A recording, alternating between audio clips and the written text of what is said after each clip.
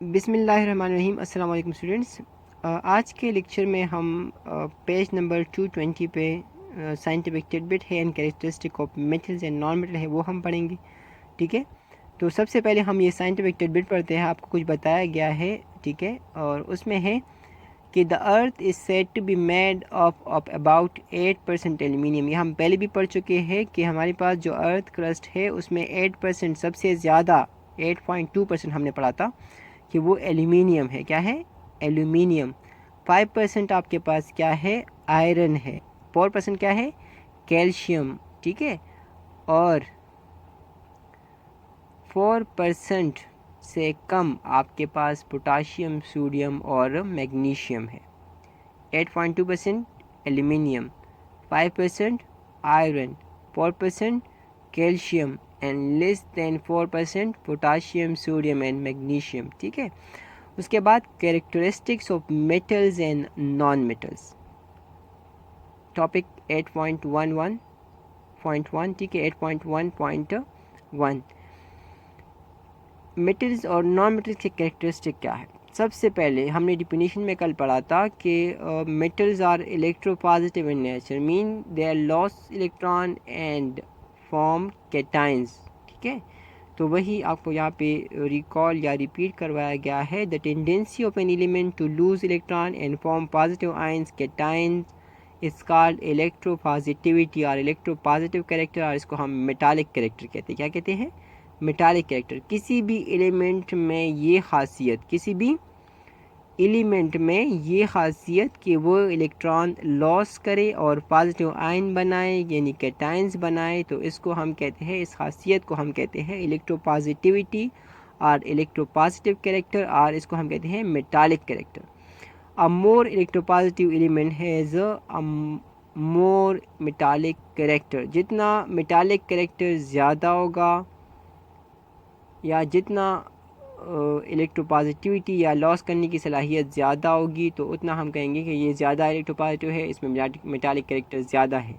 ठीक है, मतलब अगर मेटालिक कैरेक्टर ज़्यादा है तो इलेक्ट्रोपॉजिटिव है, हम कह सकते हैं। अगर इलेक्ट्रोपॉजिटिविटी अगर कोई है कि ज़्यादा है, दैट मीन्स कि उसमें मेटालिक कैरेक्टर ज़्यादा है। ठीक है, ये दोनों लफ्ज़ इंटरचेंजेबली आप यूज़ कर सकते हो। ठीक है, उसके बाद ये आपको कुछ एग्जांपल दिए हैं। सोडियम इलेक्ट्रॉन लॉस करता है, Na+ बनाता है। कैल्शियम इलेक्ट्रॉन लॉस करता है, Ca+2 बनाता है।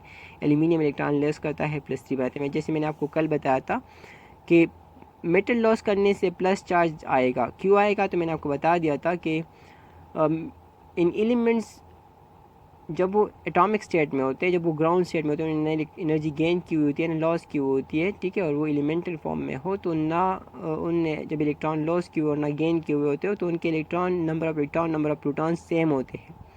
अगर वो इलेक्ट्रॉन लॉस कर लेते हैं तो प्रोटॉन ज़्यादा हो जाते हैं, एंड जो ज़्यादा होगा वही विन करेगा, उसी का चार्ज आपके पास, उसी का जो झंडा है वो लहराएगा आपके पास। तो प्रोटॉन्स अगर ज़्यादा हो तो प्लस चार्ज यानी उसका झंडा लहराएगा आपके पास उस एटम के ऊपर, और अगर इलेक्ट्रॉन ज़्यादा हो तो माइनस चार्ज यानी उनका झंडा आपके पास उस एलिमेंट के सिंबल के ऊपर आप लहराओगे। ठीक है, जैसे कि यहाँ पे सोडियम ने जैसे इलेक्ट्रॉन लॉस कर लिया है तो उसके ऊपर Na+, और अगर कैल्शियम ने 2 इलेक्ट्रॉन लॉस कर लिया है तो +2, अगर एल्यूमिनियम ने 3 कर लिए हुए तो +3। ठीक है, the element having lower ionization energy have higher tendency to lose electron, thus they are electropositive or metallic in their behavior।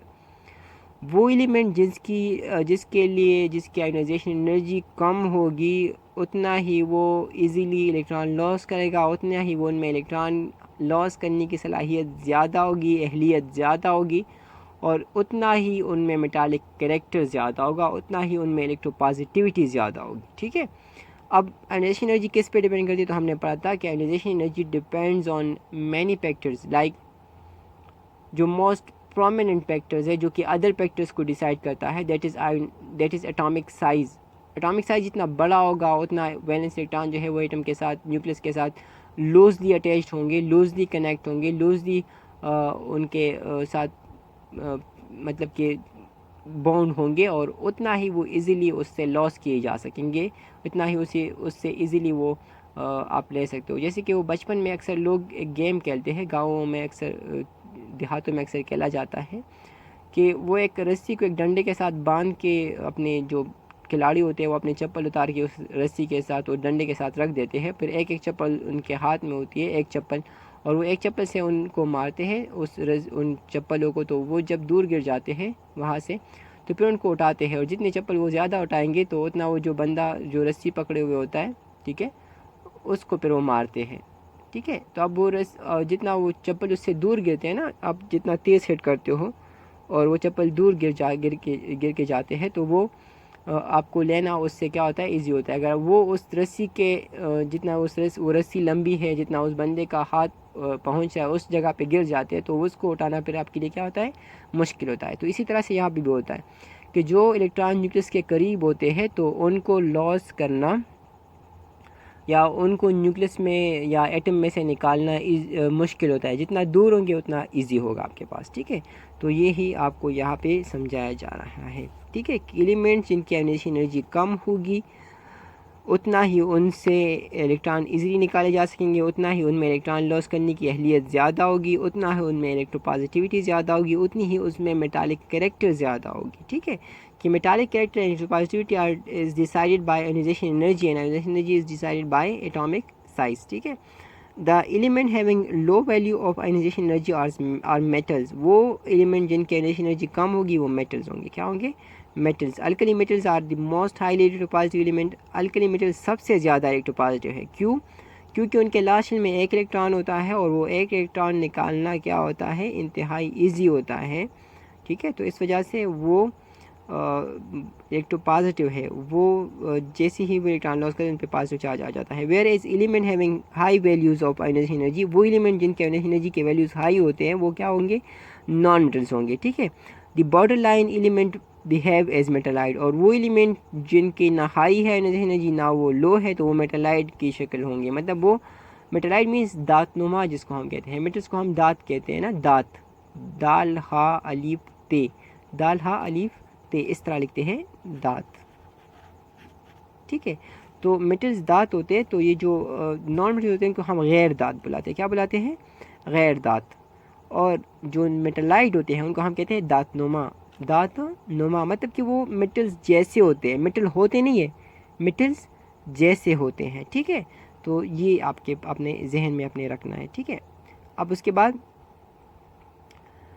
जो आपको कह रहे हैं कि वो एलिमेंट जो इलेक्ट्रॉन लॉस करते हैं वो मेटल्स है, जो इनकी आयोनाइजेशन एनर्जी, उनकी आयोनाइजेशन एनर्जी कम होगी वो मेटल्स होंगे, वो इलेक्ट्रॉन लॉस करेंगे। जिनकी आयोनाइजेशन एनर्जी ज़्यादा होगी वो इलेक्ट्रॉन लॉस नहीं कर पाएंगे, वो नॉन मेटल होंगे। और जो बॉर्डर लाइन पे है, मतलब कि मेटल्स और नॉन मेटल के दरमियान में है, जिनकी आयोनाइजेशन एनर्जी ना ज़्यादा है ना कम है, तो वो क्या करेंगे कि वो मेटालाइट होंगे। क्या होंगे, मेटालाइट। को वो कभी मेटल्स की तरह बिहेव करेंगे, कभी नॉन मेटल की तरह, क्योंकि उनमें दोनों प्रॉपर्टीज़ होती है। जैसे वायरस होते हैं ना जिनमें मेटल लिविंग और नॉन लिविंग दोनों की प्रॉपर्टीज़ होती है, तो इसी तरह से मेटालाइट भी होते हैं, ठीक है, क्लियर। हम उसमें भी कहते हैं ना कि virus lie on the border line between living and non living, living और नॉन लिविंग के बॉर्डर पे होते हैं, उनमें बॉर्डर लिविंग के प्रॉपर्टीज़ भी है, नॉन लिविंग के प्रॉपर्टीज़ भी है। तो इसी तरह से मेटालाइट में भी ये भी बॉर्डर लाइन पे होते हैं, इनमें भी मेटल्स की भी प्रॉपर्टी होंगी, नॉन मेटल्स की भी होंगी, ठीक है। Non metals have the ability to accept electrons in their valence shell. अब नॉन मेटल की प्रॉपर्टी आपको बताई जा रही है कि नॉन मेटल जो है उनमें खासियत होती है कि वो इलेक्ट्रॉन एक्सेप्ट करे, गेन करे अपने वैलेंस शेल में, ठीक है। और जब वो वैलेंस शेल में इलेक्ट्रॉन गेन करते हैं, एक्सेप्ट करते हैं, तो उन पे कौन सा चार्ज आएगा, नेगेटिव, क्योंकि यहाँ पे कौन विन कर रहा है, मेजॉरिटी किसकी है, इलेक्ट्रॉन्स की। मैंने आपको बताया कि मेजॉरिटी विन्स, जो ज़्यादा होंगे वही विन करेंगे। अब इलेक्ट्रॉन ज़्यादा है तो दैट मीन्स कि उनका झंडा लहराएगा, नेगेटिव चार्ज अपेयर होगा, ठीक है। जैसे फ्लोरीन इलेक्ट्रॉन गेन करता है -1 आ जाता है, सील गेन करता है Cl- आ जाता है, ऑक्सीजन गेन करता है तो O-2 आ जाता है, ठीक है।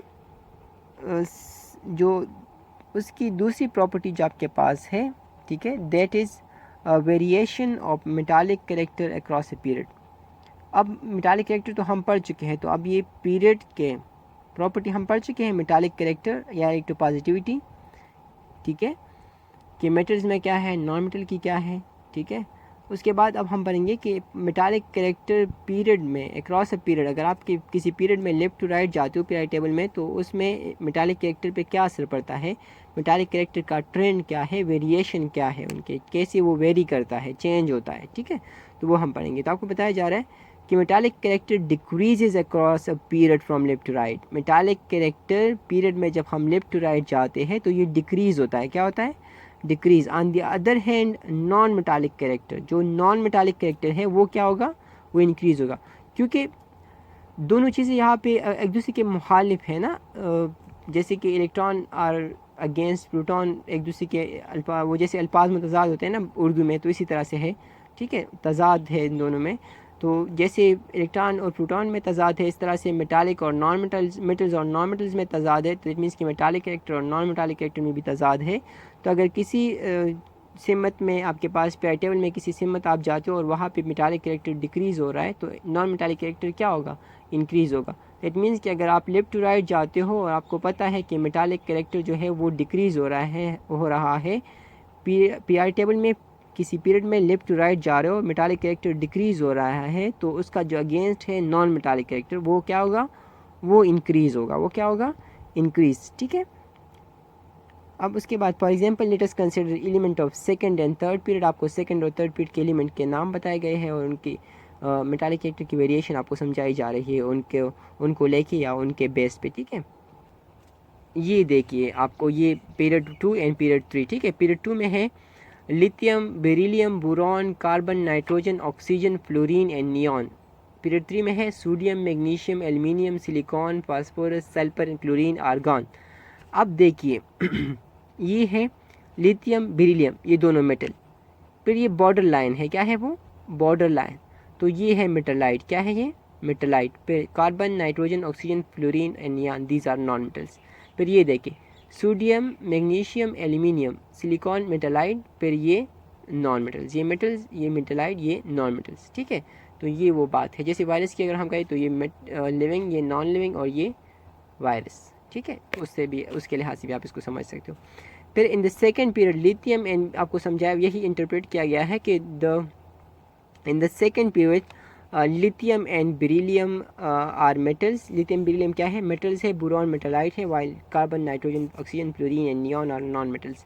इस तरह से थर्ड पीरियड में sodium, magnesium, aluminium are metal, silicon is metalloid and phosphorus, sulphur, chlorine, argon are non metals. ठीक है, फिर variation of metallic character along a group. अब ग्रुप में क्या असर पड़ रहा है? तो यहाँ देखिए ये ग्रुप, ये ठीक है।